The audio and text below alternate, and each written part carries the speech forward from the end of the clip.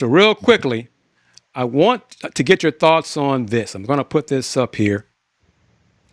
And this is from Sam Vecenie from The Athletic. Okay? This is as of April 29th.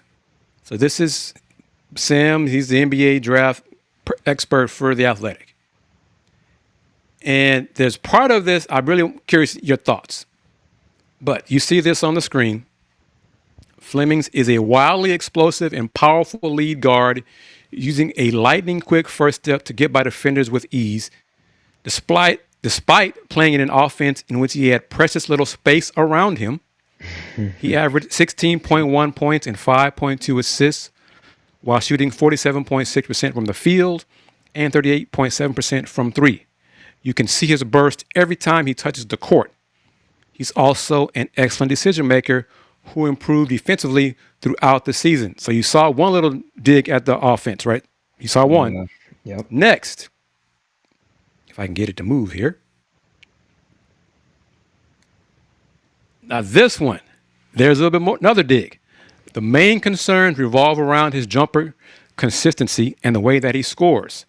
Fleming's percentages dropped in Big 12 play, as we know. In his final 14 games, he shot just 41.3% from the field and got to the line only 3 times per game. Scouts wonder if he can consistently get to the rim. Houston's rim pressure this season was among the worst in the country, and Flemings only averaged 51.2% at the rim in half-court settings per synergy. Was that a function of Flemings settling, or is it a flaw in his game?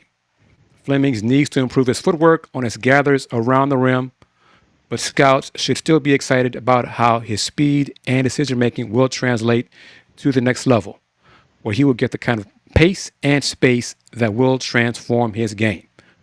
What do you think, sir?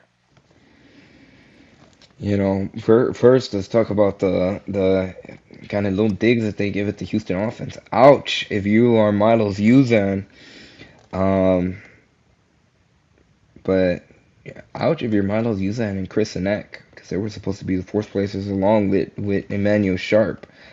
Um, but you know what? They're not wrong. That's why Houston got eliminated in the Sweet 16. They couldn't hit jumpers.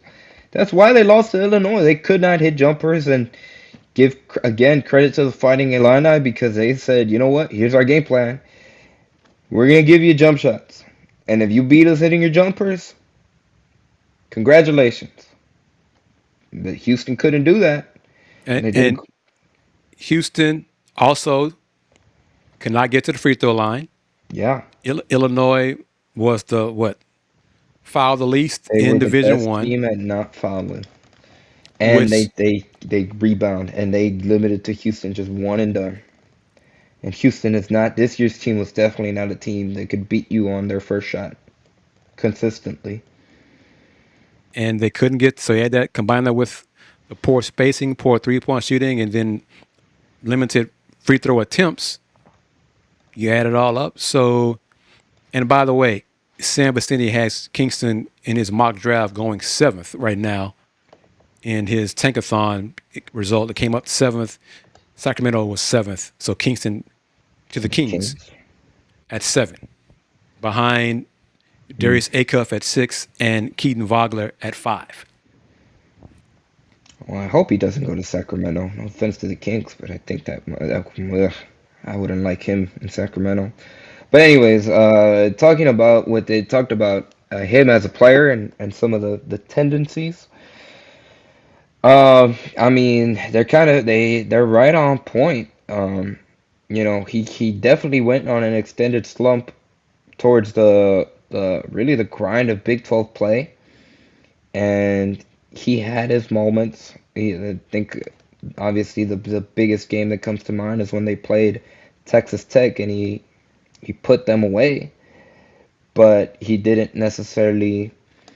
Now, granted, um, him being a true freshman, not to build an excuse, but him being a true freshman, you could kind of see him hit a wall towards that stretch. Sure. Um, And I mean, just being frank, when they played the top teams, there were times.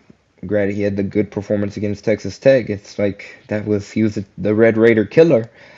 His Um, 40-point game in Lubbock was something else. yeah, but thinking of when they played Arizona and the struggles again against teams that were bigger and could match um, just Houston's physicality in general, that gave the Cougars problems. You really saw Kingston struggle against those types of teams again against Illinois, a similar situation.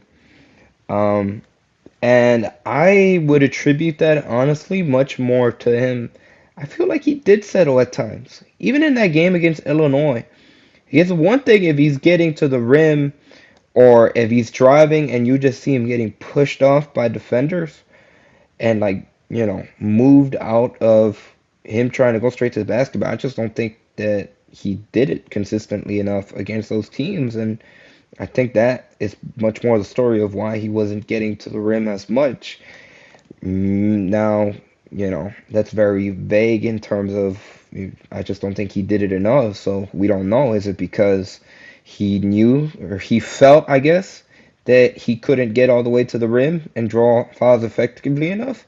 I don't think, my personal opinion, I don't think that was the case. I think it was much more him settling, especially for times where he would settle for that pull-up jumper. And now when it was going, we saw what he could do when he's got that jumper going.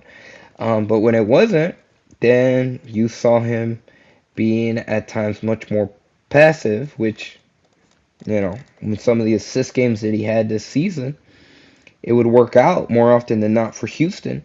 But I would attribute some of those concerns much more with just him not being aggressive enough. I think he was settling much more so than anything else, in my opinion. But what say you? I think he settled. I think he kind of deferred to the veterans a little bit too much down the stretch. Yeah. The game against Illinois, I think he set the tone early when he had a drive early in the game and he didn't try to finish with a dunk. Hmm. And I heard Coach Sampson yell at him for not, punching it. And that kind of set the tone for both teams. But I'm with you. I hope it doesn't go to Sacramento because the Kings are a mess. Yeah. But ironically, in another mock, might have been the same one. Second round, had Emmanuel Sharp going to the Kings as well. Oh my So goodness.